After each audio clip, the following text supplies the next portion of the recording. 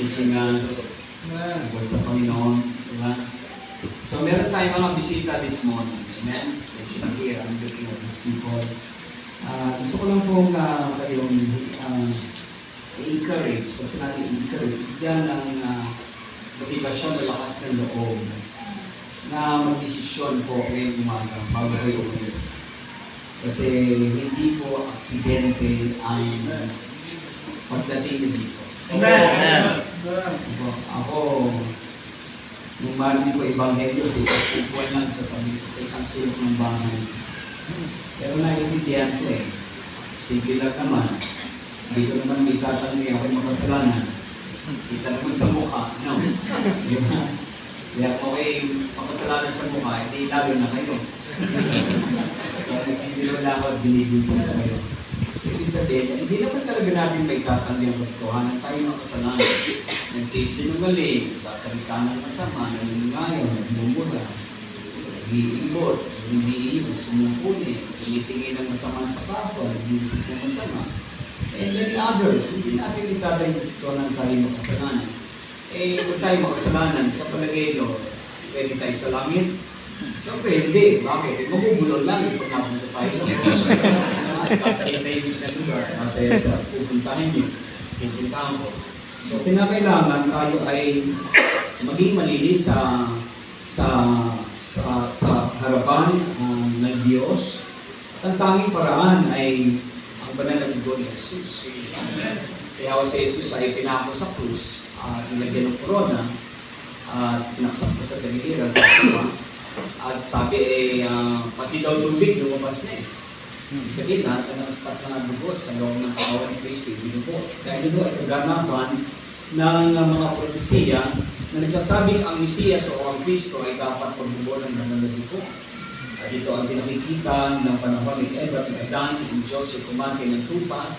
Ito din ang pinakita ng halimbawa ng si Abraham ay pinatay ang ram at pinahandog sa altar. Ito ang patuloy na pinakikita sa tuwing ang mga Hudyo ay tumatayo sa templo at nagkahandog ng hayop at ininilisik ang dugo.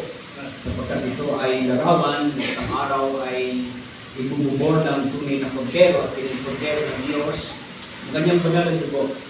At si Jesus lang ang meron yan. Ay natatayin yan.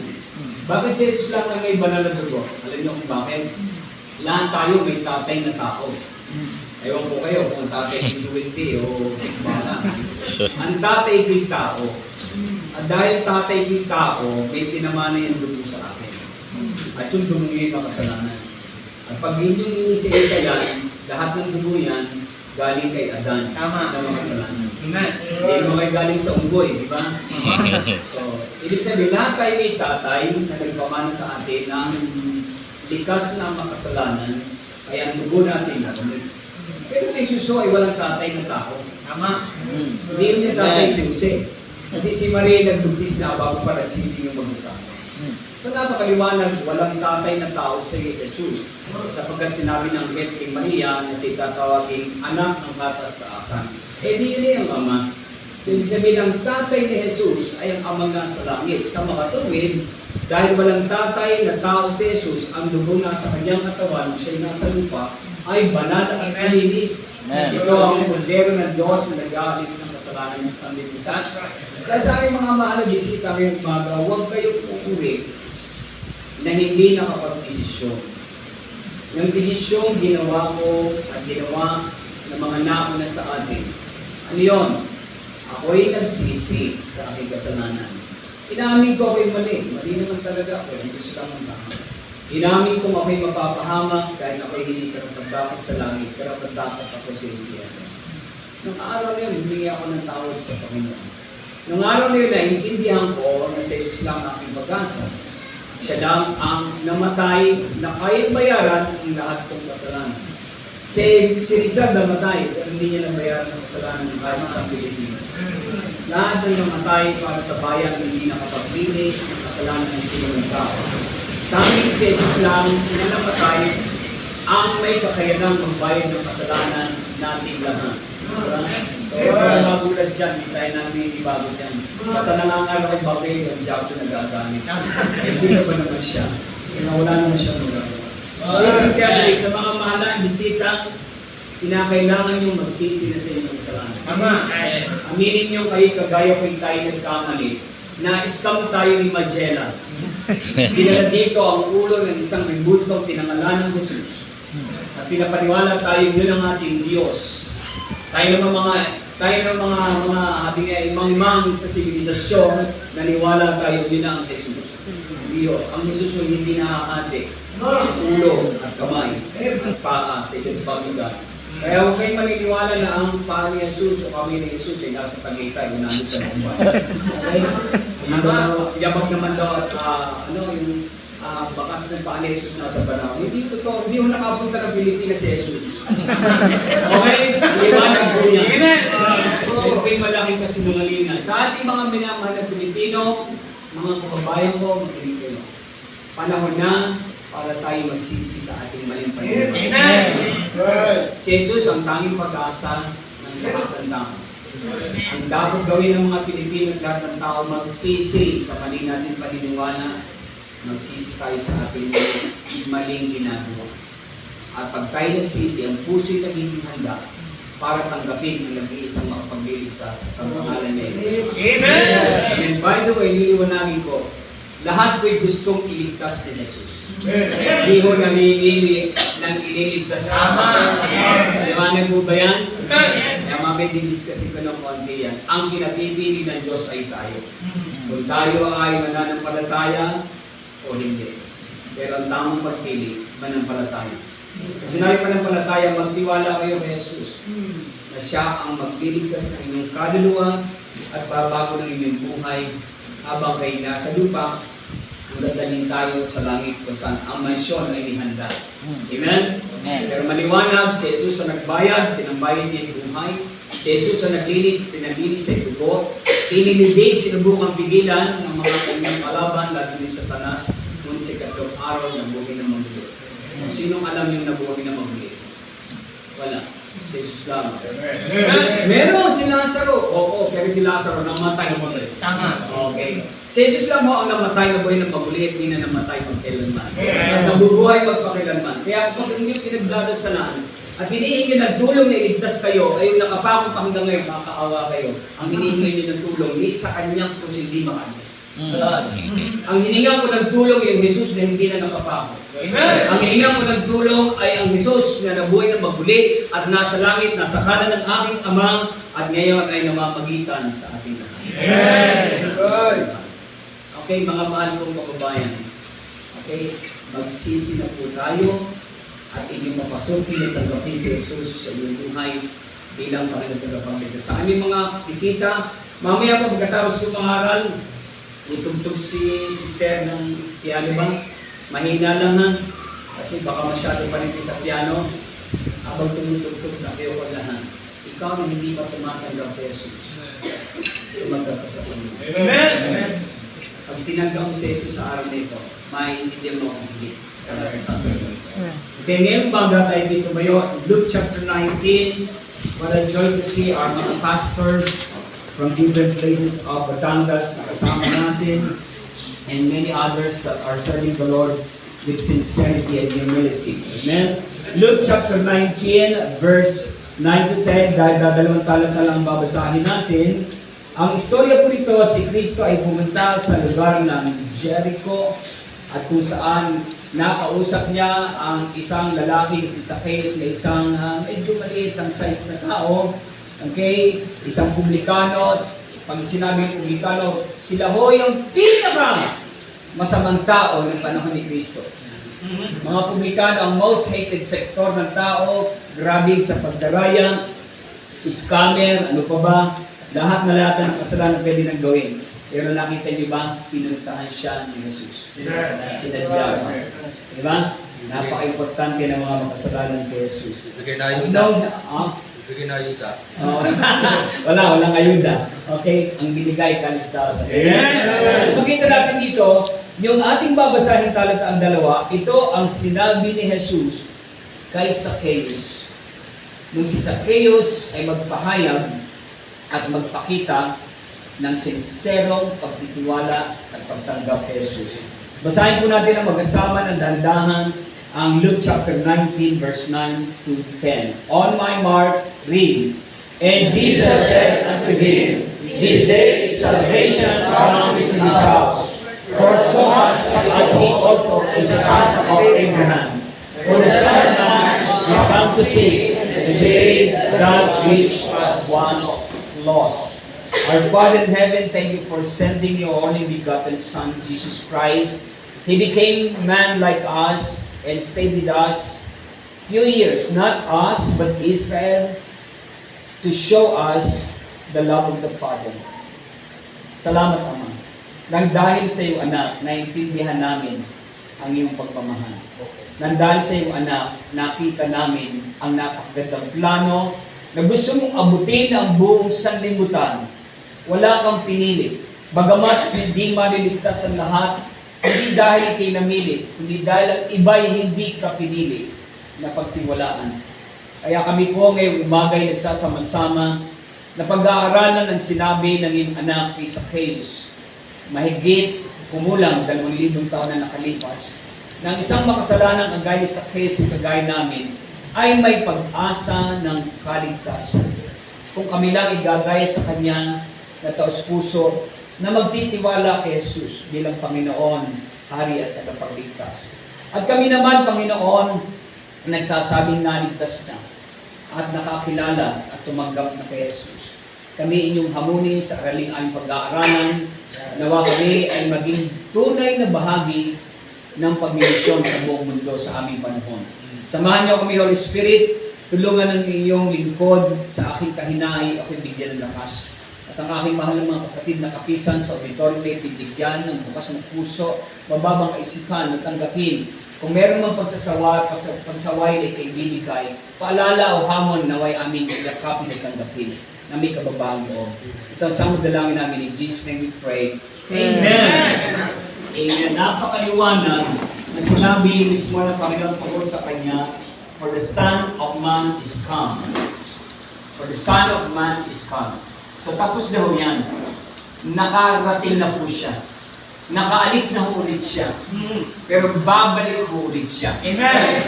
At sa kanyang pagdating dito, dumating siya na isang maamong tupa na handang magtiis sa mga makasalanan upang dalhin sa atin ang biyaya ng kaligtasan. Ngunit gusto ko ipaalala sa kanyang pagbabalik, hindi siya babalik na gano'n. Babalik siya ng dala niya taba. Babalik siya na bibigyan niya ng hatulan ang sanlibutan na hindi na nampalataya sa Kanya. Kaya huwag niyong naisin na kayo ay maging dahilan ng Kanyang puot sa Kanyang pagbabalik.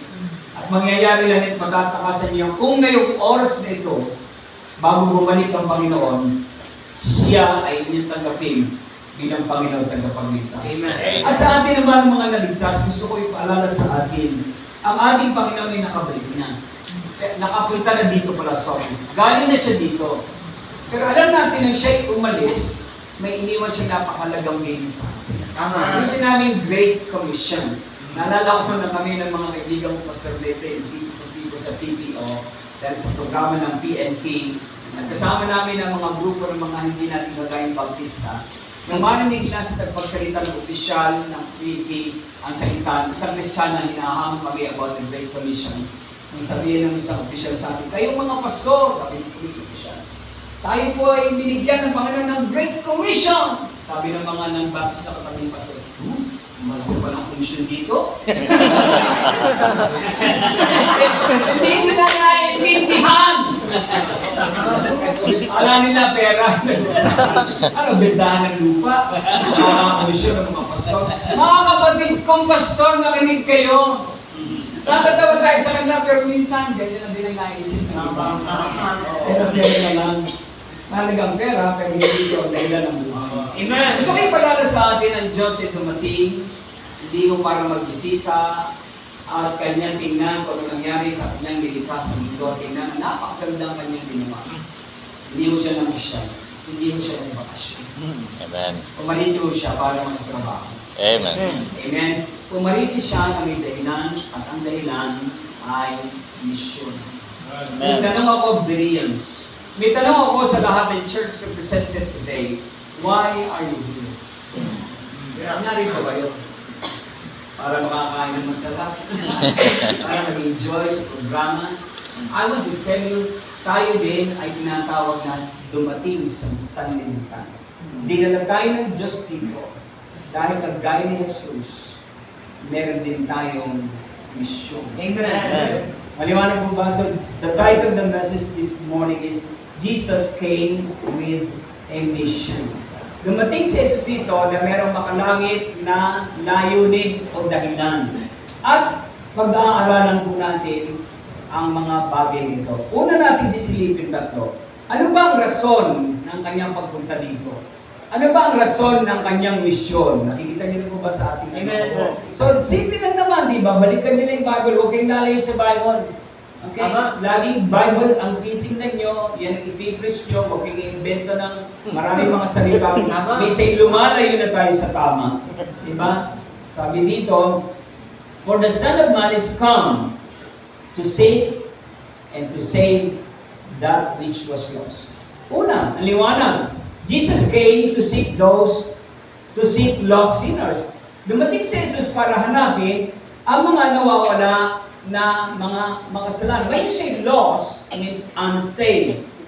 Kaya pagka ikaw ay hindi ligtas, wala kang katiyakan ng langit pag ikaw ay namatay, dahil wala kang relasyon sa Diyos Ama dahil hindi mo tinanggap si Jesus, ang tawag sa iyo, ikaw ay lost. Ikaw ay nawawala, ikaw ay hindi ligtas. Okay, by the way, dalawa lang mo talaga ang uri ng tao sa mundo. Okay? Lost sinners at saved sinners. Amen. Christian, huwag kayong mag-iisip na hindi na kayo makasalanan. Yes.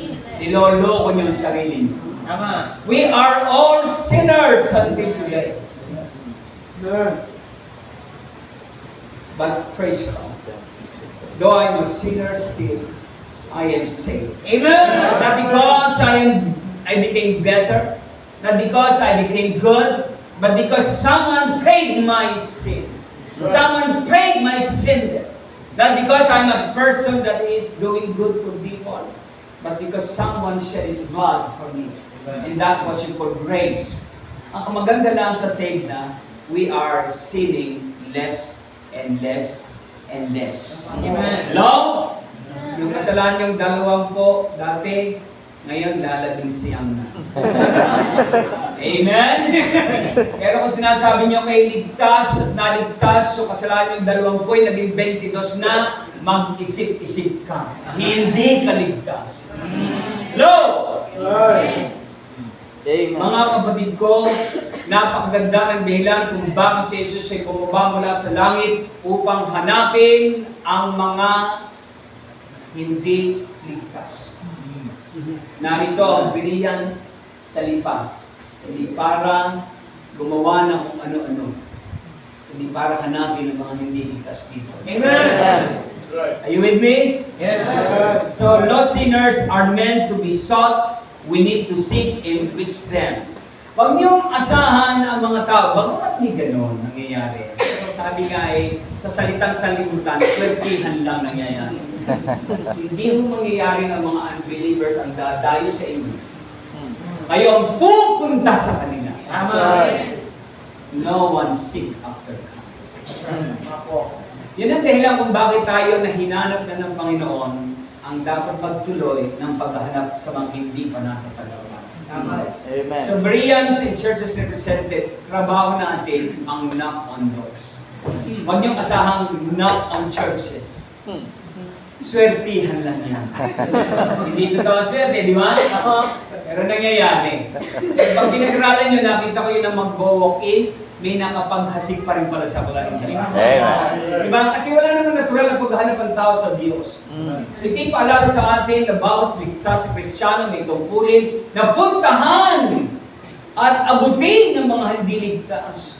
Pinagpipray nyo ang isang kamag-anak, sana mag-save ang aking pisan, ang aking kumpare, hindi nyo naman pinupuntahan. Ano gusto nyo mangyari? We are supposed to go to them and seek them. God, Jesus gave us a good example. He came to seek lost sinners. Amen. So we have to go and seek those that are still lost. Ano ang dahilan ba't natin hanapin? Jesus came to save lost sinners. Diba? Are you saved? Amen. Salamat, pinuntahan niyo tayo. No? Diba? Sana lahat ng tao yung umaga, bago umuwi, lahat sana saved. Sa aking mga kaibigan, pwede kayong masave today. Simple lang. Manalangin kayo. By the way, ang nasa-save nag-pray ha? I don't know about your stand. May nagtuturo na, you don't have to pray to be saved. What about what the Bible says? Whosoever shall call upon the name of the Lord shall be saved. Ano yung call? Hindi ho think. Hindi ho think. Sabi, isipin mo lang si Jesus, ligtas ka na. Ha? Ang Katoliko, iniisip din si Jesus, ba't di sila ligtas? Ang naliligtas, tumatawag kay Jesus. Paano magtawag? Dadial mo, 911. Hello, Jesus, tumatawag ko sa iyo. Iligtas mo. Hindi. That word call is pray. Amen. Yung magnanakaw, sabi niya, hindi sabi, ito pala ang Jesus, ito pala ang pagpapagligtas. Parang liligtas ako nito. Hindi niya inisip. Inausap niya si Jesus. He called on the name of the Lord. Lord, remember me when thou comest to thy Amen. Okay, madadaya sa mga bumabago ng pamamaraang na ituro na sa ating tama. Amen. Ang maniligtas, mananalangin. Walang naligtas na nag-isip lang kay Jesus. Amen. Call on the name of the Lord. Kaya sabi mga kaibigan, punta kayo dito. Kung gusto nyo siya lang sa upo niyo, sige. Pag tayo sa inyo, Panginoon, sabi, manalangin, hihingi ako ng tawad sa iyo, Panginoon, pagkawalan mo ako. Pinisim ang puso ko na yung dugo. Tinatanggap nila sa puso ko bilang pagtapapaglas. Manalangin ka, pakikinggan ka ng Panginoon. Amen. Diba? Pero isipin mo lang siya. Call.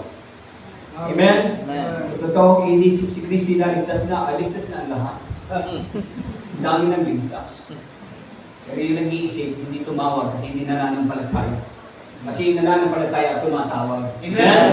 Are you with me? Jesus came to save lost sinners. We cannot save them. But we can bring them the Savior. Paano? Bring them the gospel. Ang simple ng gospel. He died para bayaran natin kasalanan. He shed His blood para linisin ang ating kasalanan. He was buried and rose from the grave on the third day to assure us of heaven and salvation. Kasi He is alive. Ang simple. Ang mga tao pwedeng maligtas. Pero kailangan natin silang hanapin. Nang si Kristo dumating, hinanap na tayo. Iniligtas tayo. Pero tapos na ba? Kung mapapansin nyo, meron pa siyang ginawa. Bakit siya pumunta sa lupa? Noong may mga nakakilala na kay Kristo, ano ginawa niya? Ang dalawang unang disciples ni Kristo ay si John the Beloved and si Andrew. Now, former followers ni John the Baptist. Ito yung dalawang sumusunod sa kanya. Okay? Nung ang dalawang ito nag-transfer mula kay John the Baptist to Jesus Christ, si Andrew first find his older brother, si Peter. And then they found who? Nathaniel. And then they found Philip. And then they found the rest of the disciples. I don't know how Judas came to their group. Malamang walk-in. No! Are you with me? Hindi kayo sa walk-in. Huwag niyo gagawing treasurer, please. Mauubos ang pondo niyo. Are you with me? Kailan din niyo sa walk-in? We're supposed to search and look for them. Are you with me? Now, not every walk-in are bad. There are good, sincere walk-in Christians. But that's not dependent on that. We have, nakita natin, nakaipon siya ng 12. Ano ginawa ni Kristo? Iniwanan? Inalagaan ang 12. Kasama yung walk-in. Are you with me? Are you with me? To show us the love ni Lord si Judas. Because for God so loved the world except Judas? No. For God so loved everybody. Every sinners. Are you with me? Amen. Mga kapatid ko, wala tayong pipiliin ng Spirit ni Son. Right. Wala ko ng tato. Baka ko yung parang nariyak. Ang sarap kong witnessan ng maraming tato. Ang sarap witnessan ng mga makasalanan. Ano bakit? Pag daligtas yan, mas mababait kaya sa mga walang tato. Diyan ang no? Ang dami kong nakilalang maraming tato sa bilib. Ngayon, nagpastor na yun. Yes. Amen. Huwag tayo mag-discriminate ng tao sa dahil sa soul. Tama. Amen? Amen? So, naipon na yung 12. Ano gawin ni Kristo? Pinabayaan? Disciple, inlagaan, tinuruan, tinrain. Ang tawag dyan, Jesus came to shepherd local saints. Amen. Amen? Amen. Yung mga naabot niya, yung nahanap niya, yung mga na-save niya, hindi niya iniwanan, binantayan niya. Inalagaan niya. Naging siyang pastor nila. Kaya sa John chapter 10, sinabi niya, kinumpara niya ang sarili niya sa mga religious leaders of his time. Abi yan, yung mga religious leader na yan, mga parisyon niya, mga hireling yan. Mga hireling, walang pakialam niya sa tupa. Gagatasan niya kayo, nanakawan niya kayo. Pag nakita niya ang loob at kalaban, iiwanan kayo. Kaya mga pastor, huwag niyang iiwanan ng tupa niyo, ha? Nang iiwan na simbahan ng hireling. Hello! Amen. Pastor, hanggang kamatay, hindi iiwan ng simbahan. Amen. Bakit? Nasa kanya ang puso ng isang laki ng pastor. Amen? Amen. Kung ito ang plano ng Lord, ito ang dapat natin gawin. Ibig sabihin, kung ang pattern na ito susundan ng lahat ng churches, saan man tayo dalhin ng Panginoon, maintindihan natin, dumating tayo doon para maghanap. Para abutin ng mga makasalanan. Dumating tayo doon para dalhin ng Savior. Ipakilala ang Panginoon. At pag may nakakilala, tungkulin natin na sila'y alagaan. Yan po ang dahilan kung bakit may mga tinatag na local churches. Amen. Kaya kung merong Berean Bible Baptist Church Lipa, upang ang mga maaabot, mahanap at maliligtas sa lugar nito ay mapangalagaan. At dahil si Jesus po ay wala na dito, ang kanyang presensya na dahil sa pamamagitan ng Holy Spirit, ang Diyos naman ang nagtalaga na tinatawag na under-shepherd. Amen. Yan po yung mga local pastors. Ano po ang gusto kong sabihin ngayong umaga, mga churches? Kung gusto natin na masundan ang pattern at example ng Panginoon, napakahalaga na kung tayo ay natagpuan na, kung napakahalaga na tayo ay naligtas na, napakahalaga din po na tayo ay maging miyembro ng isang local church. Yes. Okay? Huwag kayong maniniwala doon sa mga kung ano ng mga piniprit sa television, sa computer, pero wala namang simbahan at pinangungunahan. Huwag kayong maniniwala sa mga Kristiyano na ang gagaling sa Biblia, pero hindi miyembro ng isang local Baptist church. Hindi ko disenyo ng Lord na tayo magkanya-kanya. Pag nagkanya-kanya tayo, maraming planeta ang kailangan i-create ni Lord para magtigil-isa tayo. Hindi mo mga kapatid. This is ang disenyo ng Lord, ang mga naligtas titipunin at babantayan kung paano si Jesus, yung mga naligtas sa kanyang panahon, tinipon, binantayan, tinuruan, at dinisipulo. Amen. Amen? Mga kapatid, salamat ang Panginoon ng ating chief shepherd. Amen. Talaga ng mga under-shepherds. Amen. Ang binasa ng Ephesians chapter 4, verse 11 and onwards, makikita nyo napakagandang disenyo ng Diyos. And He gave some apostles. Wala na yon. Kasi tapos na ang trabaho nila. Laying down the foundation. And some prophets. Wala na yon. Kasi tapos na ang kanilang trabaho. Kompleto na ang propesiya. Kailangan na lang pag-aralan at ipangaral. And some evangelists.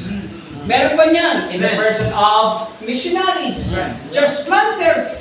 Amen? Meron natin, bagamat narito pang evangelist, hindi naman sila nag-stay sa isang local place para pangalagaan ng tupa. Kaya ang ginawa ng Lord, binigay niya yung ika-apat, handsome pastors. And teachers. Kaya ang takapon si Papa, hindi pastor yung mga yan. Okay? That's a joke with you. Are you with me? And some pastors and teachers. Amen. Brother Rally, tama ka. Dapat kang mag-aral. Kasi kung magpapastor ka, hindi ka nag-aral, hindi you're not up to teach, then you cannot be a pastor. Because ang pastor ay teacher. How can you teach it? You yourself was not taught. Kaya ka na gusto magpastor, paturo kayo. Ako'y nakaligtas, ako'y natulog, pagising ko, gusto ko na magpastor. Natulog ka ulit. Wala ka sa tulog. Kailangan kang mag-aral. Are you with me? Amen. Amen. Are you with me? Amen. Ang kapatid ko, salamat din mga pastor dito. Pakamali niyo ang pastor niyo. Amen. Sabi sa for the perfecting of the saints, for the edifying of the body of Christ, for the work of the ministry. Nakita niyo ba yan? Till we will come in the unity of the faith. Para hindi tayo maging kagaya ng mga batang tosto and fro. Diba? Kaya yung mga anchors, Christian, tosto and fro mga yan. Lipat sa mga inis, sa ibang inis, lahat ng inisin. Alam niyo yan. Diba? Wala nangangalaga eh. Diba sabi ng Panginoon, ang tupang walang pastoral, kakama. Kaya hindi pwede sabihin sa inyo, ako'y lumalago kahit wala akong pastor. Iba ka talaga. Alam hindi ka taga rito. Hello? Ang liwanag ko ng Biblia. Kailangan ang biligtas hanapin. Dali ng Savior at alagahan. Paalala mga kapatid, kapag nag-serving kayo, pastor, ginawin ko sa mga tumanggap. Amen. Lista. Report. Support. Patay niya, magbibigay ka dyan, ha? Ako'y nagsasalita, medyo patawa, pero ako seryoso na, ito, bilang. Ang tanong, nasaan na sila? Balikan nyo yung naulisan nyo. Alagaan nyo. Pastor, saan taon na ako doon? Ikaw may pinagtsaga ng iba. Magtsaga ka rin naman. Ama. Amen? Amen. Ano yung bago ako nakapunta ng church? It took me 2 years. Di ko alam may Baptist church. Di ko alam nagsisimba pala ang Kristiyano. Ang alam ko, kahit Kristiyano naglalasing pa. O kaya ako naligtas, nabiinom ba ako? Wala nang disipulo sa akin eh. Malay kong ba walang alak? Ayun, me? Ama. Salamat, ang galaw mga Baptist church nagpadala. Ang isang worker sa katauhan niya, ang aking minama na disciple si Brother Eddie Bautista. Okay, niyo Bautista. So, napromote ng heaven. Pinagtsaga niya ako.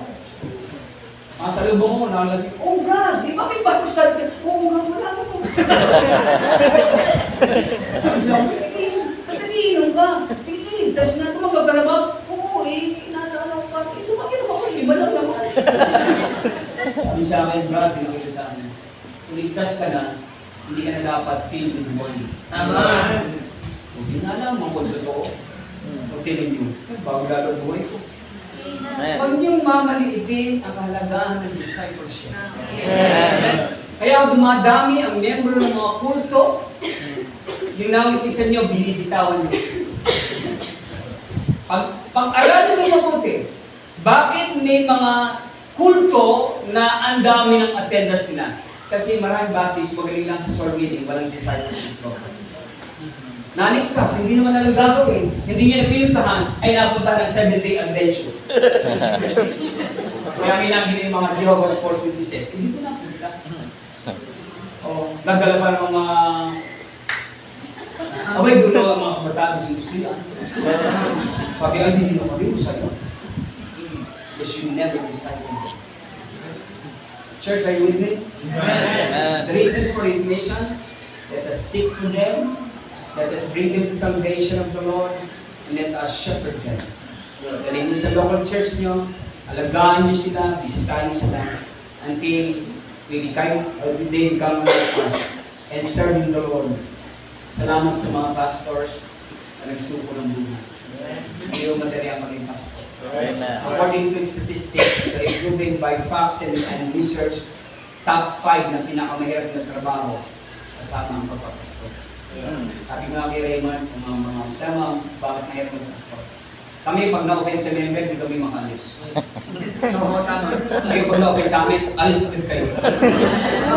Amen. Pag kayo nakagawa ng maraming kasalanan, kailangan namin kayo patawarin. Kailangan namin kayo intindihin. Pag kami nagkasala, patay na kami. Tama yun. Amen. Yan. Opo. Buhay namin, sinuko namin para akutin kayo. Anong sinuko niyo para akutin kayo? Baka mali niyo mga pastor. Isa sa sinisira ng mga kultong nangangaral sa online ay ang relasyon ng miyembro sa mga pastor. Hindi lahat ng nakitikas mangaral paniniwalaan niyo. Tandaan niyo, ang wisdom of God iba sa wisdom of men. Amen. Okay? So the reason for his mission is to seek, to save, and to suffer. Amen? Amen. Amen. May question ako, are you saved? Amen.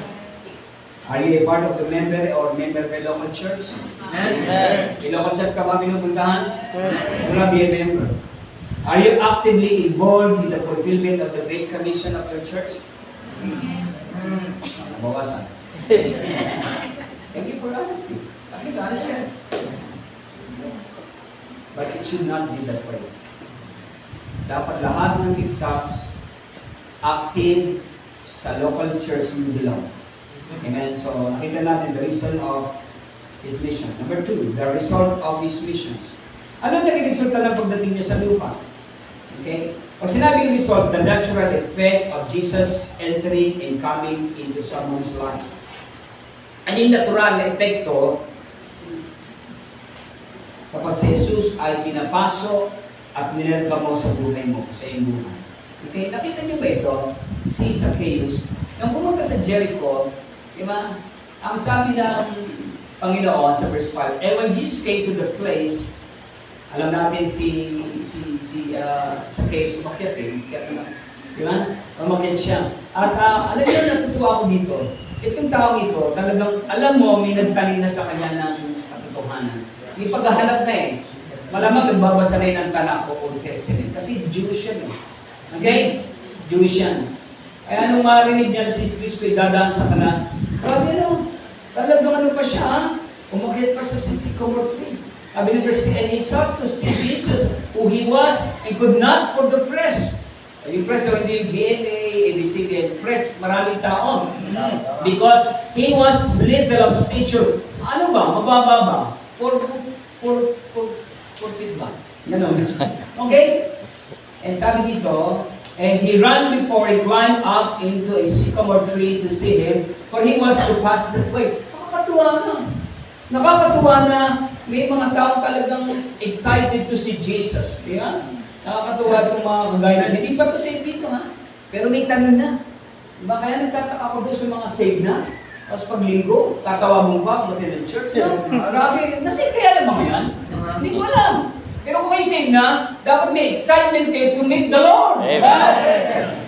Dapat yung Sunday morning, maagang gising. Sabado pa lang, planchado ng damit. Nakahanda ng offering. Amen? Amen. Siyempre naman, kaso ba't yung ganyan napunta niya ng usapan? Ganyan-ganyan ang espiritu ng mga masamang espiritu. Kaya sabi ng mga biging, medyo kinikilabutan. Kaya gusto nyo mawala mo sa mga espiritu, magpa-offering kayo na magpa-offering sila. Hindi ako nandito! Alam na mga pastor! Kwento lang natin yan, kinukwento natin, di ba? May hunted out, nagpalayas sa mga ano, tawag ko, di malayas, Pentecost, sabi ng palayas, dumating yung Baptist ako, gaya ng buhay, nagpalayas yung ginawa ng Baptist, nagpo-offering ba? Hindi ko ito lang, ito yun. Alam niya yung mga pastor, di ba? Mas marami ang umaalis sa simbahan dahil sa issue ng living. Masasamang spirito talaga. Ang Kristiyano totoo na intindihan ko ng kanyang tinanggap. Hindi magdadamot sa kakapulan na intindihan. Amen. Makakabili kayo ng salvation sa Budika? Subukan nyo. Baka expired ang mabili nyo. Hindi nyo binili ang kaligtasan. Hindi nyo binili yung joy, peace, love. Hindi nyo binili lahat libre. Kaya magkakaroon ng pera, ano ba naman yan? Pera lang yan. At nakikita ko, yung tunay na ligtas, yung tunay na kakilala sa Panginoon at lumalago, maganda ang spirito. Ang offering na, talagang nakangiti na. Hindi ka gaya ng iba, bigla nagsisiyo.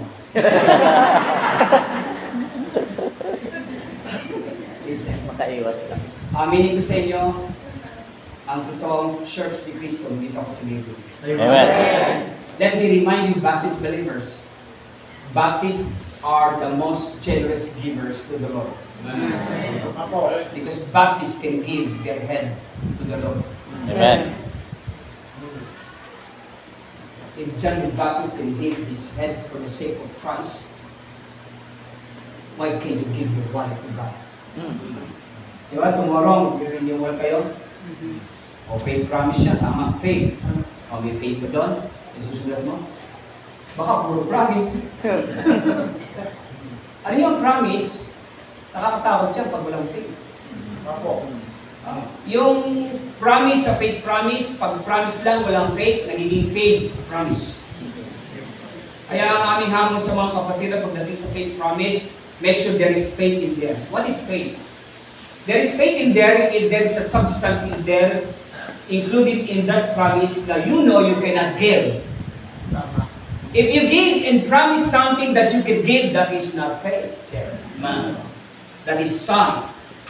Kaya pag nagbibigay, huwag titignan ng payroll. Ano bang ating minister buwang-buwang? Ano ba ang battle? At kasi Kumaring Judith ng Meralco, battle Judith ng tubig. Pag kinuwenta nyo ang pera nyo, at doon kayo kukuha ng basya ng pagkakalag nyo, that is not giving by faith. That is giving by sight. Giving by faith is like this: Lord, I don't have a son, but even if I don't have a son, if you will give it, I'll give it to you now. Right away. Who was that? That was Hannah. Hannah. Walang anak, pero nangako magbibigay sa Diyos ng anak. Wala pang anak. That is faith. Are you with me? You made of Saraphat. Wala naman pakakain kay Elijah. Dahil sapat lang sa kanilang mag-ina ang pagkain. Diba? Sabi niya, sige, pakakainin kita. Ayon sa sinabi ng Diyos mo na sinasabi sa akin niya. That's faith. Are you with me? Tomorrow, make sure there is faith in your faith promise. Yan ang kailangan kung bakit yung mga Kristiyano taon-taon na nagbibigay, nag-uulog ng commitments, di ba? Diba? Di ba? May gano'n? Pero bakit hindi nyo kukumpleto? Kasi meron doon naglalagay, nakikigay lang.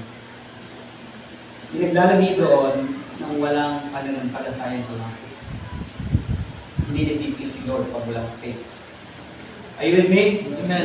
So nakita natin, may isang lalaki na pinuntahan sa Jesus dito sa going to Jericho.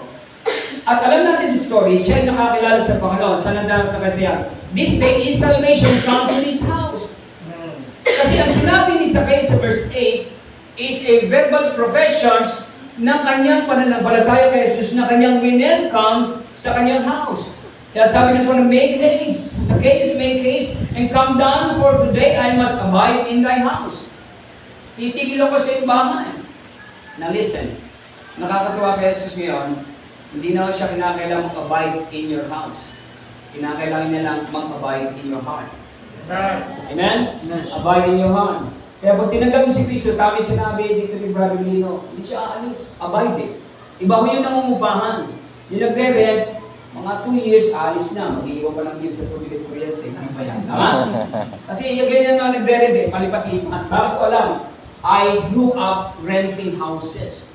Hindi ho resident. Pero pag nag-abide, pag pumunta dito, hindi na aalis. Kaya yung Holy Spirit naka-indwell. Amen. Hindi siya nagre-rent. Are you with me? Kaya yung Holy Spirit hindi umaalis. Okay? So ganun din ang Panginoon. Pag tinanggap mo si Jesus ngayong umaga, hindi na siya aalis sa'yo. Mag-aabide na siya sa'yo. Ngayon, ano ang magiging resulta nito sa'yo pag nag-abide na si Jesus Christ? Yung tinatawag na result of His missions. Result of His coming to your life. Anong natural effect kapag si Kristo ay nasa puso mo na? Tingnan nyo lang, kung ano nangyari kay Zacchaeus. Verse 6, and he made haste and came down and received Jesus joyfully. Amen? Whenever you will see a publican like Zacchaeus in public, they will walk like this. Madami atraso eh. Walang kaibigan sa publiko. Sila ang pinakamalungkot na tao. Sektor ng mga taong kinagagalitan ng komunidad. For this time, dating nakayulang, dating nagtatago, meron ng joy. Amen. Because Jesus came to his house. Amen. Because Jesus came to his life. Because Jesus came into his heart. That is the first result. Cheerful life. Cheerful life. Pagka si Kristo ay tinanggap mo, maliintindihan mo ibig sabihin ng joy. What is joy? Ang joy ay ganito. May sakit ka na, nag-praise the Lord ka pa. Amen. Nakakulong ka na, nagkakanta ka ngayon. Amen? Alam mo si Silas? And Paul? Are you with me? That is joy. That is joy. Diba? Ano pa ang ikalawa na resulta ng pagdating ni Jesus sa buhay natin? Verse 8 naman tayo. And Zacchaeus stood and said unto the Lord, Behold, Lord, the half of my goods I gave to the poor. Aba! Di ba? Hindi ba yung patuloy na nakakilala talaga sa Panginoon ito? Panginoon, kalahati ng kayamanan ko, ibibigay ko sa mahihirap. Kung yan ang maging ibesa ng salvation, marami sa ating hindi saved. Kasi ikapunga pa nga lang, hindi nyo naibigay. Ayun, Amen. Ang ganyan ligtas, ang nagiging kalawang resulta, charitable life. No? Kita mo tayo ng Katoliko, may Caritas, na pag may sakit, pinalalabitan. Bakit makinig sa akin? Kung meron mang pag sinabing charitable, it's filled with love. That is expressed in giving. Amen. Because love is giving. If you say you love God, if you don't give God, you are lying to your face. Hello? Amen. For God so loved the world that He gave. Amen. Love and giving goes hand in hand. Kaya yung taong charitable, yung tao na may pagmamahal, mapagbigay. Are you with me? Yes. Hindi lahat ng Kristiyano charitable. Diba? Pwede makinig kayo. May mga tao talagang they don't deserve our help. May mga tao talagang they don't deserve our help. Our helping. But listen, can I ask you a question? Do you deserve what Jesus gave you? Ano yung bang giving is real giving kapag binigyan nyo, yung hindi deserving? Kaya sabi ng Panginoon, tumulong kayo magbigay, doon sa hindi makakaganti sa inyo. Kasi kung tutulungan nyo at bibigyan nyo, yung makapagbibigay din sa inyo, ang tawag dyan, investment. That's not giving. When you invest, you don't get. You invest amount of money to get more. When you give and you don't expect anything in return. When God gave His life, He did not expect anything in return. Are you with me? Si Zacchaeus, dahil dumating sa Jesus sa buhay niya, ang resulta, naging charitable ba? Kaya pagdating sa pagkakaloob, sabi niya, kalahati, half of my goods, itutulong mo sa mahirap. Ano ba sabi ng letter, verse 8b? And if, at kung sakaling ako'y mina-scam, yan pa yung sabi, binabago ko lang para hindi maintindihan. At kung sakaling if I have taken anything from any man by false accusation, I restore him fourfold. Kung meron man akong dinadaya pa, malaman mo ako'y dinadaya pa iba, ibabalik ko ng 4 beses ang ninakaw at dinaya ko sa kanya. Kung ibig sabihin, dati ang publican, sisigilin ko dito sa ligo, gagawin ko 4 minuto. Ay, halika, medyo namin ka ng 3 minuto, may penalty, 3,000, kaya 4,000. Ayun din? O, halika. O, ikaw naman, o, ito. 10,000, aba!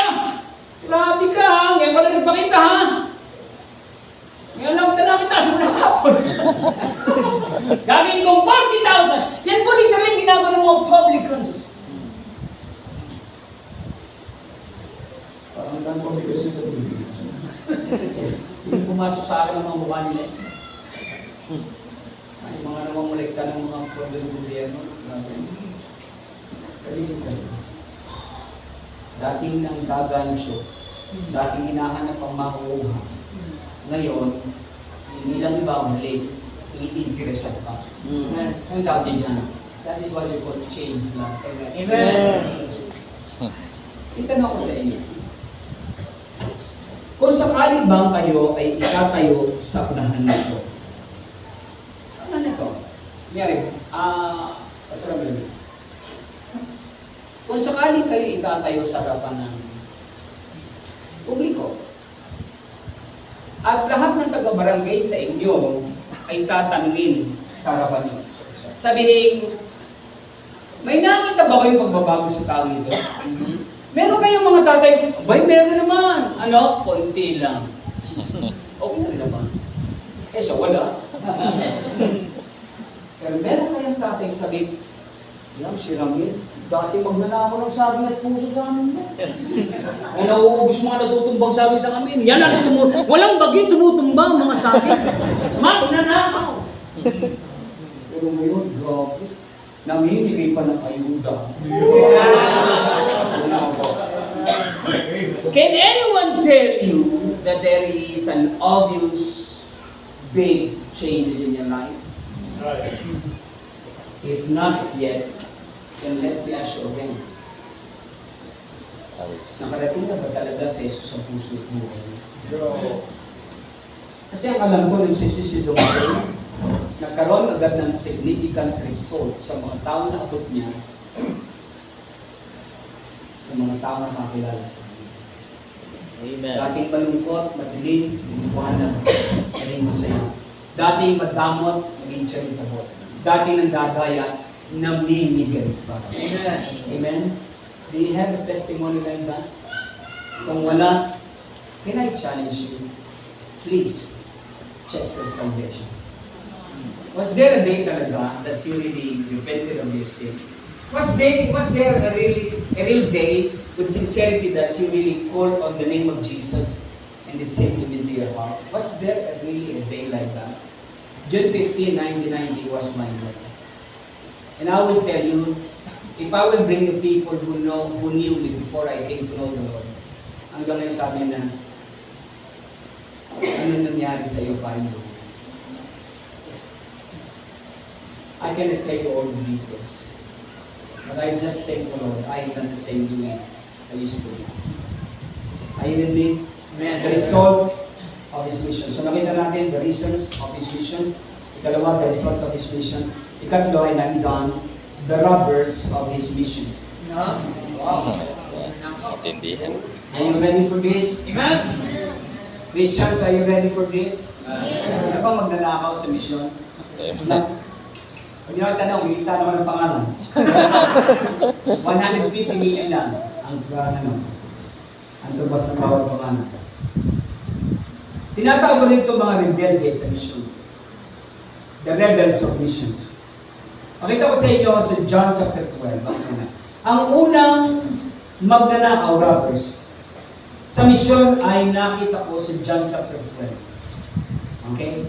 Naalala niyo si Jesus Christ ay bumisita at least the second time sa Bethany. The first time na bumisita siya dito ay doon sa bahay ni Mary. Second time bumisita recorded sa bahay ni Simon the Leper. Okay? And yan po ang ating titingnan dito. So John chapter 12, alam natin na si Mary na nakababatang kapatid ni Martha, nagdala ng mamahaling pabango. Do you remember that? And according to estimations at pag-aaral, ang halaga noong pabango na ibinubo ni Mary sa ulunan, actually sa ulunan hanggang paanan. Pag tinignan nyo, hindi lang sa paanan, ulunan hanggang paanan. Okay?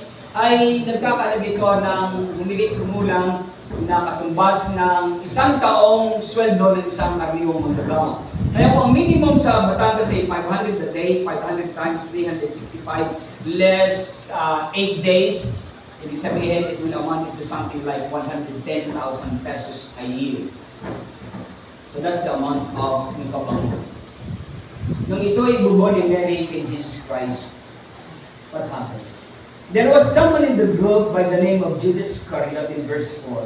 Then said one of his disciples, Judas Iscariot, he walked in, sabi niya, Simon, son, anak mo siya ni Simon, hindi ni Simon Pedro, ang tatay ni Simon din, which should betray him, why was not this ointment sold for 300 pence and given to the poor?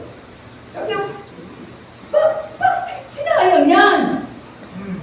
Sana ibinenta ang ginawang pera Sa puso ngayon na, nakakarinig ba kayo mga Pilipino? Sino ang may order na kayo ayuda ito? Hindi ko alam ha. Hindi ginagawa sa usapin natin na. Makaningin mabuti. Pero ano yung dahilan? Hindi naman talaga iaayuda. Ayan. Alam niyo na, ibubulsa. Hindi ko lang ito nangyayari ha. Makinig kayo mga mabuti. Ay, dito ba ng mission sila? Kaaway yun ang mission niya. Yan daw yung mga tao na ang pera para sa gawain ng misyon, imbis na ibigay para sa gawain ng misyon, dalhin sa kung saan. Yan ang tinatawag namin, the embezzlers of mission funds. Makinig yung mabuti ha? Church, gusto nyo makakita ng himala sa inyong mga simbahan? Meron kayong mission program, that's the first step. Makinig yung mga missionaries, pag-pray sila lagi, pag nag-chat sa inyo, huwag nyo i-reject. Let them come. Kung wala kang pang-love gift, pakainin nyo ng burger, Angel's Burger, buy one, take one, okay na yun. Okay, kung talagang wala, pero don't reject them. Okay? And next, meron kang faith promise you should give it. That is what you call mission fund. Are you with me? Sa amin po, maraming funds. Meron kami general fund, coming from the tithes and offerings and goods offerings and individual donation. Meron din kami building fund. Usually na building fund, detailed, dahil building na pinagagawa ay medyo malaki. Kaya yung general fund tumutulong sa building fund. Okay? Pero sa mga church established na building, pagkaroon ng building fund for renovations and improvements sa building. So meron general fund, may mission, merong tinatawag na building fund, meron pa kami rope holders fund. Ang rope holders fund naman, ito yung aming bukod sa mga nagtatay sa na-offering, bibigyan ng faith promise. Ang mga yun, nagbibigay pa ng extra amount sa amin nun fund para sa tinatawag na world missions emphasis every year. Para hindi na maapektuhan ang mission fund at hindi na maapektuhan ang general fund. Ang tawag namin ay rope holders fund. Kaya doon sa amin, ang daming giving. Okay? Kaya kung kayo takot sa giving, huwag yung punta sa amin. Okay? Okay? Mga batid, ay mission fund. Ang mission fund ay pera na binibigay ng mga tao para sa missionaries. Ito ay intended para sa mga missionaries at sa mga mission-related activities. Halimbawa, dumating si missionary, pinakain niyo sa McDo, kunin niyo sa mission fund. Missionary yan. E ngayon si pastor ay kasama. Sabi ni Bang, si pastor ba pwedeng kumain? Pamira naman kayo. Hindi, kung yan ang mangyayari, hindi ang dala ko yung mission money. Bibili ko ng McDo sa missionaries. Hindi ako na sa missionaries sa pastor ako.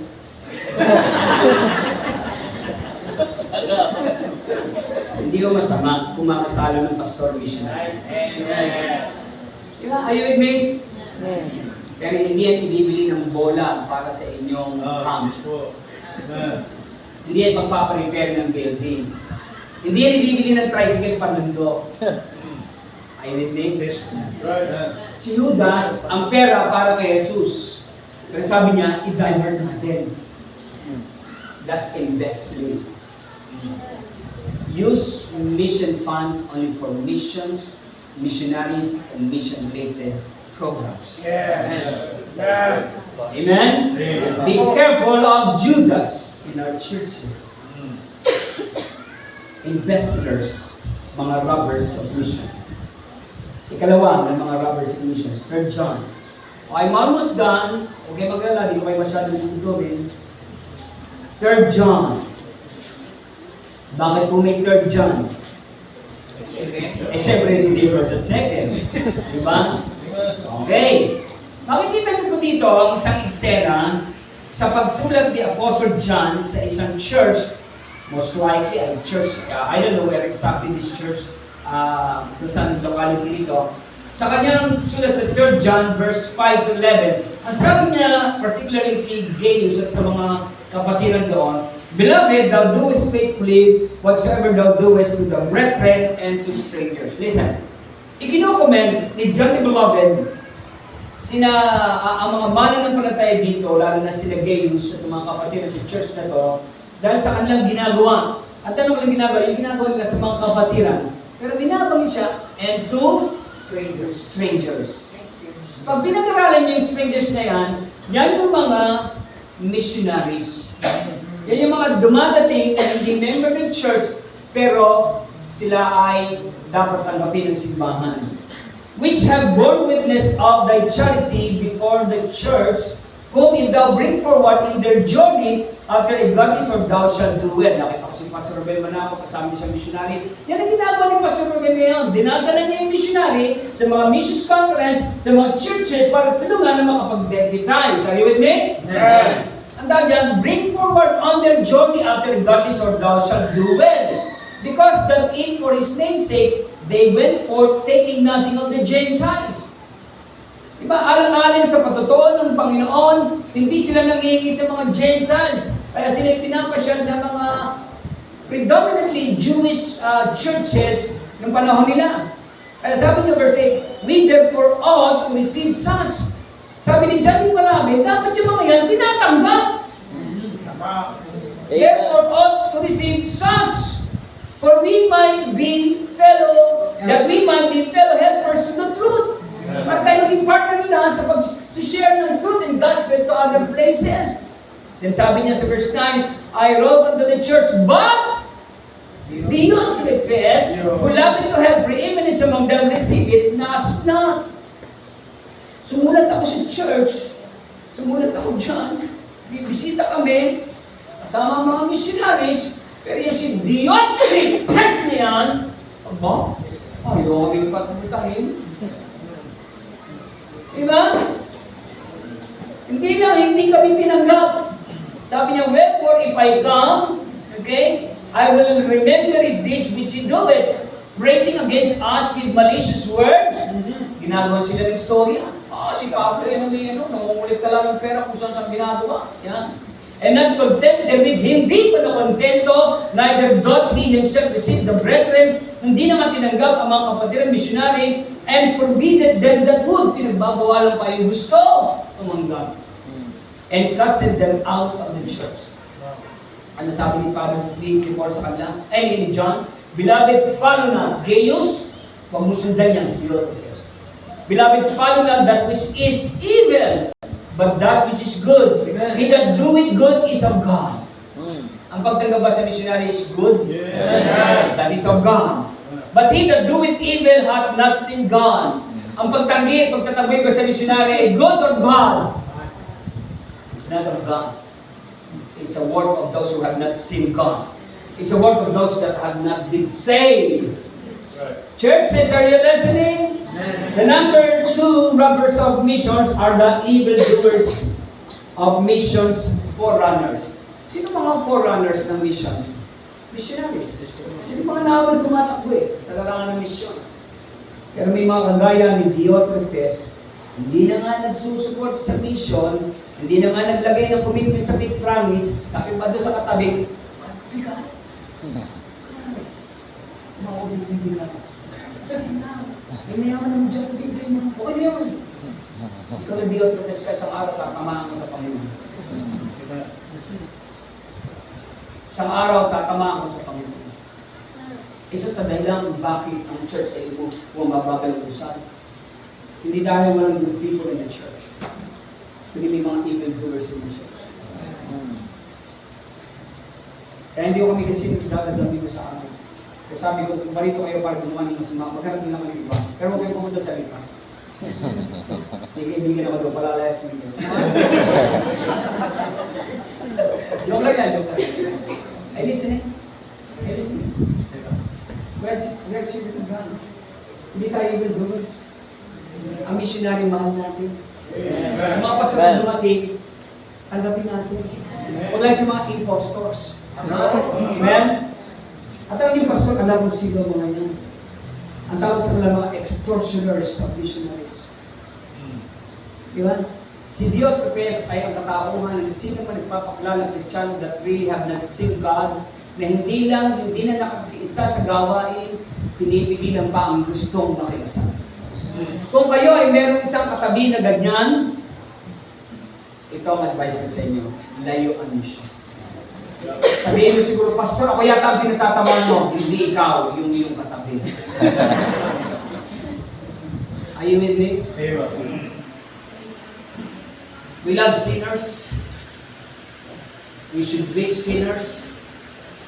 But we should not be lenient with evildoers in the churches. Tama. Sabi ni Pablo, pagdating mo yan, tatamaan sa amin. I say it in Batangas accent. Ano ibig sabihin? Kakastiguin mo. Mga kapatid, pagtulong-tulungan natin ang misyon. Amen. Diba? Dapat ganito. Hindi na ako ang mabuhay. Ipinchad, oo, hindi. Ipinchad ito. Amen? Ay, Pastor John Lee. Church, may missionaries na tumawag sa akin gusto pumunta bukas. Okay, sasabihin, Pastor, last week meron na, tapos meron ulit. Iyayaw ni Lord mula January, first week ng January, hanggang sa araw ng hanggang bukas. At least 8 missionaries na ako nakabisita sa akin. Ang muli, 2, 3 local missionaries sa Mindanao. Mayaman mo ba kami? Mukha na. Pero mayaman ng Diyos na. Amen? Huwag kayong papipigil sa mga investors. Huwag kayong papipigil, paibuloy sa mga evildoers. And then Romans chapter 11. Romans 11. Yan daw. Mahilig akong matapos ng 12. Pasensya na kayo. Ay, iimbita kayo eh. Kaya susunod mo ka lang. Amen? Romans 11. Romans 11:28. Ano sabi dito ng Bible? As concerning the gospel, they are enemies for your sake. Sino yung they dito? Pag tinignan niyo ang context niyan, the unbelieving Israel. So, ikatlo, makita natin, merong enemies of missions fellowship. In particular sa Bible, noong panahon ni Pablo, ang kalaban ng gospel's fellowship, yung pagtutulungan sa misyon, ang kalaban, mga Israelitang hindi ligtas. The unbelieving Israel. Pero tingnan niyo sa Philippians chapter 3, meron din kalaban dito ang gospel of Jesus Christ. Philippians chapter 3, verse 18 and 19. For many walk, of whom I have told you often, and now tell you, even weeping, that they are the enemies of the cross of Christ, whose end is destruction, whose God is their belly. What do you mean whose God is their belly? Ang kanilang sinusunod diyan. Ano ibig sabihin niya? Ang kanilang sinusunod flesh. Kaya pag sinabi niya, gutom na ako, tagal na mga ni Pastor Louie, aalis na ako, kakain ako sa kitchen. Your God is your belly. Diba? Pastor, sorry po, di umamating kainin ko. Bakit? Birthday po ng aking pamangkin. Your Lord is your belly. Are you with me? Sabi dito, whose God is their belly, his glory is in their shame, who mind earthly things. Ang takbo ng isip, mga makamaterial. Earthly things. Ito yung pinatago mga earthly people, and suddenly say, sometimes, earthly, carnal Christians. Mga selfish people, unsacrificials in mission, lagi hinahanap kasiyahan ng laman. Galatians 1, are you still with me? Amen. Sa amin, Galatians chapter 1, verse 6 to 9. And I'll say something here that might strike your heart. Galatians chapter 1, verse 6 hanggang 9. I marveled, sabi ni Pablo sa mga taga-Galatia, ako'y na sorpresa, that ye are soon removed from him that called you into the grace of Christ unto another gospel. Listen, si Pablo nang siya ay mag-mission sa area nito ng Galatia, itinuro niya sa mga tao ng kaligtasan ay labas sa kautusan. Hindi mo na kinakailangang tulian ng mga lalaki, hindi mo kinakailangang mag-abide sa mga do's and don'ts ng law or Levitical law. You just have to repent of your sin and put your trust in Jesus as your Messiah.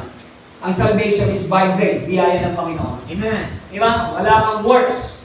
Itadagdag. Ayun, walang baptism. Anything. Ang kaligtasan ay biyaya ng Lord. Pero nung umalis si Pablo, nabalita niya, napuntahan ito ng mga Judaizers. At sinabi, kayo pala yung tumanggap na kay Jesus. Ay siya, okay yan. Kaya lang, lahat ng lalaki dapat tuloy. Lahat tayo mag-abide sa Shabbat worship. Eh, hindi naman lahat ng Diyo nandoon. Kasi ang Galatians is combination of Gentiles and Greeks. And Gentiles and Jews. Nung malaman ito ni Pablo, sabi niya, bakit ang galing yung umalis ako ng tamang tinuro ko sa inyo ng biyaya ng Panginoon? Bakit kayo nakalig ng another gospel? Which is not another. Sa tuloy, wala namang iba. Na gospel, but there be some that trouble you, yung mga Judaizers, and would pervert the gospel of Christ. But though we or an angel from heaven preach any other gospel unto you, than that which we have preached unto you, let him be accursed. So sabi ni Pablo, kahit na ako, kahit mga ngayon, magturo sa inyo ng gospel, na kakaiba doon sa tinuro ko na sa inyo, kami sumpain. Sabi ng verse 9, as we said then before, so may I now again, kagaya sinabi ko noon, sasabihin ko ulit, if anyone preach any other gospel unto you, than ye have received, let him be accursed. Ano kung sino ikatlo, kalaban, yung enemies of mission, yung mga tinatawag na heretic preachers and teachers. Magiging maingat kayo sa mga pinapanood nyo. Na nagsasabing iba ang gospel ng Old Testament, iba ang gospel ni Paul, iba ang gospel ngayon. Iisa lamang ang gospel. I-reach ng mga apostol ng kanilang panahon. Hindi ito nagbabago. Magiging maingat kayo sa nagsasabi sa Jesus, pumunta ng impyerno, nagdusa doon. Grabe. Magiging maingat kayo dito. Na ang iniligtas lang ng Panginoon ay ang mga elect. Wow. Maging maingat, I'll be specific. I don't like guess. I am a specific preacher. Be careful of Calvinists. Be careful of Calvinists. Be careful of mga preachers na nakakainis. Dahil ang kanilang isip at diwa at moralidad ay mga palis. Makinig kayo mga kapatid. Biriyan si makinig kayo. Pastor Johnny, could I invite you for a while here? Pastor Johnny. Biriyan sa churches represented today. Kung hindi nyo pang nagagawa ang lahat ng itinuturo ni Pastor Johnny sa inyo, huwag muna kayo maghanap ng ibang magtuturo sa inyo. Yung may tinuturo niya, hindi nyo pa nagagawa lahat eh. Magkano pa kayo ibang magtuturo sa inyo. Ayun din. Si Pastor Johnny hindi lang po pastor. Siya may tatay. Makakakita kayo ng maraming teachers. Makakatagpo kayo ng maraming pastor mas pogi sa kanya. Pero hindi makakatagpo ng tatay na kagaya niya. Right. May mga heretic preachers ang ating panahon. Kaya kami ni Pastor Tiso na maibitahan ng mga puta ng mga Calvinist yung sila. Hindi ako natakot. At alam niyo, habang nag-preach ako, halos lumuwa ang mata ng mga nasa buhay. Mula noon, binlock nila ako. Bakit? Hindi na nagustuhan ng preach ko. Bakit? Sapagkat kaya kong patunayan sa kanila ang aking Diyos is a loving God. Ang aking Diyos is a long-suffering God. That He is not willing that any should perish. My God is a loving God. But He is longing that everybody will come to repentance. And I said to them, that's my God. I don't know about your God. That day, they hated me. Nakakalimot nga lang, may mga kasamaan tayo, chinismis pa ako, kabilis daw. Mga malicious pastors. Be careful of preachers. Isa sa kaaway ng misyon ay mga heretic preachers. Anong heretic preachers? Nag-preach at nagtuturo sa inyo ng mga heresy, maling doctrine. Ganito magiging panghuli. Alas 12 na ganda. Madadala kayo sa akin. 2 Corinthians 11. 2 Corinthians 11. Are you still with me, brothers? Amen. Thank you for bearing with me a little of my falling. 2 Corinthians 11:26. 2 Corinthians 11:26. Sabi ni Paul, endure me often. Kinukwento ni Pablo ang kanyang mga pinagdaanang mahirap sa buhay sa ministry. Enjoy me often. Pag-alagala ko, ganyan talaga ang missionaries. Kung saan nakakarating. In perils, in wonders, Ilang beses na shipwreck. Imperils of robbers, kita nyo? Kalaban ni Pablo bilang isang veteran missionary mga robbers. Imperils by my own countrymen, kababayan niya mga Israelita, away din niya. Imperils by heathen, mga Gentiles, grabe din ginawa siya. Sa kanya, imperils in the city, masyudad, may perils, may panganib. Perils in the wilderness, pagka desierto, may kalaban pa rin, meron pa rin panganib. Imperils in the sea, at sa dagat, mga dagat, panganib pa rin. Pero yung pangulit, imperils among false brethren. Say it again, imperils among false brethren. Be careful of false brethren. Be careful of false brethren. There are robbers of visions. The embezzlers, the evildoers, and the enemies of the mission. And one of the most subtle, deceptive enemy of mission are the false brethren. Kaya yung mga taong imbis na mali na misyon, imbis na i-priority ang misyon, hindi na nga susuporta o sa maging maingat kayo sa mga robbers ng misyon. Maraming salamat. Salamat na may rason kung bakit pinatala mo ang mga. Salamat na nakita namin ang resulta nito sa buhay nila. At naranasan din namin sa buhay namin. Pero nakakalungkot man Panginoon, habang ginagawa namin ng tama, may kaawa na. May mga magnanakaw sa bawat ito. Sila ang kailangan kung bakit kami ay hindi pinaniniwala ng tao. Nababalita nila ang ginagawang mali ng aming mga kasalanan. Bagamat hindi nila kami kasama at kami sumusuporta sa mali na kami naramdaman. Ngunit gaya ng sinabi mo, siya ang aming pinangahawakan. Hindi kami kayang i-overthrow ng sinuman. Even the things of us shall not prevail against the change. But we need to be very careful of our testimony. Sapagkat may mga tao na nakikinig at mamutsyag sa amin. At tinitingnan mo totoo ba ang aming tinuturo at sinasabi. Kaya tulungan mo kami, Lord, help us and purify your church. Masakit man sa amin, pero talagang may magkakaroon. May mga inaalis ka. Pero ikaw pa rin ang nagdadagdag. Salamat, Panginoon, sa Berean Bible Baptist Church, di ba? Maging sa bawat church represented today with the pastors and missionaries local and foreign. Salamat sa mga lalaki at mga babae. Ang buhay ay isinuko upang gawin ang pinakamalagang dahilan na kami nasa lupa. At iyon ay ang misyon. At aking pinapanalangin, Panginoon, ng church na ito bukas ang mga gagawing commitment. Na sila ay gumawa ng commitment na may pananampalataya. Na sila ay gumakbang ng mga desisyong hindi abot ng kanilang kakayahan kagaya ng churches ng Macedonia. Na sila ay magbigay beyond their power despite of their deep poverty and great affliction. Talahin ko ang church nito ay maging kagaya ng Macedonian churches na handang magsakripisyo ng lahat para sa gaway ng misyon dahil ang aming Panginoon isinakripisyo ang lahat. O sabi ko kami sa Kanya sa pangalan ng Jesus. Habang hindi na kayo ang kapatid, ang unang paanyaya ay para sa ating mga kaibigang panahon. Kung gusto mong tanggapin ang Panginoon ngayong umaga sa iyong pusong buhay, tama ang iyong desisyon. Ako'y pangunguna sa isang panalangin, hindi mo kinakailangayanin, pero bago sabihin mo ang mga kahalintulad na panalangin. Sabihin mo sa Panginoon, habang hindi na kayo sa upuan mo, sabihin Panginoong Jesus, sabihin mo sa Panginoong Jesus, naiintindihan ko, kailangan kita. Ako'y naniniwala na ikaw ay namatay para bayaran natin sa kasalanan. Sabi ko sa Panginoon Jesus, ako'y nananampalataya sa iyo at sa iyong banal na dinugo. Ako'y naniniwala ikaw ay nabuhay sa mga patay. Sabi ko sa Panginoon Jesus, sabi ko sa Kanya, inanayahan ka sa buhay ko ng imano. Ngayon tanghali. Gusto kitang tanggapin ng Panginoon at Panginoon. Sabihin niya sa Panginoon, parang hindi ganyan ang salita, pero kahalintulad. Kausap mo ang Panginoon, ginagabayan namin. Sabihin mo sa Panginoon, pag ginawa mo yan, mararanasan mo ang naranasan sa Diyos.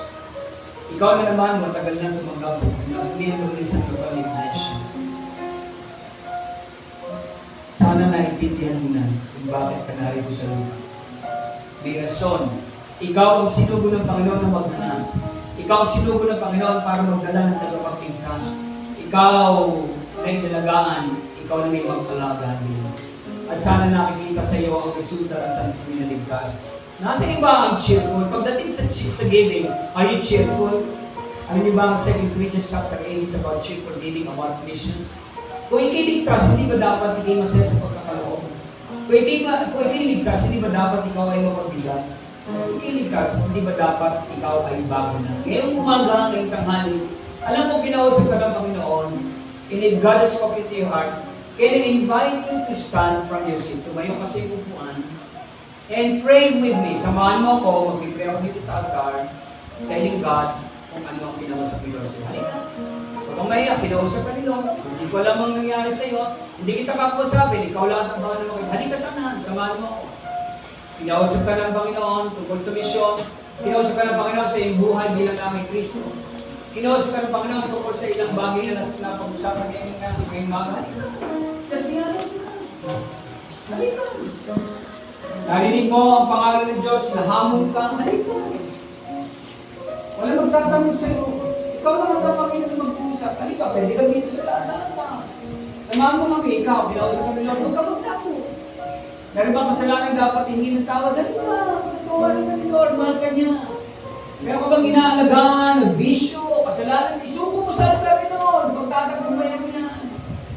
Meron ka bang pagkukulang sa Panginoon? Halika, Lord, na-share ako na pagbigay sa mission, meron akong hindi na ibigay, this year, babawi ako, halika. Mahal ka ng Panginoon. Marahil, sinasabi ng Panginoon, Brad, Andy, suko mo ang buhay mo sa akin, halika. Gagawin kitang misyonero, tatawagin kitang magpastor, halika. Kung meron ganyan, halika. Sabihin mo kay Pastor Jandy, pinasok ako ni Lord. Mag-full time ako. Pinasok ako ni Lord, sasama ako sa soul winning. Pinasok ako ni Lord sa maraming bagay, halika. Halika ko, sabi mo Panginoon, samahan mo ako habang kami nananalangin.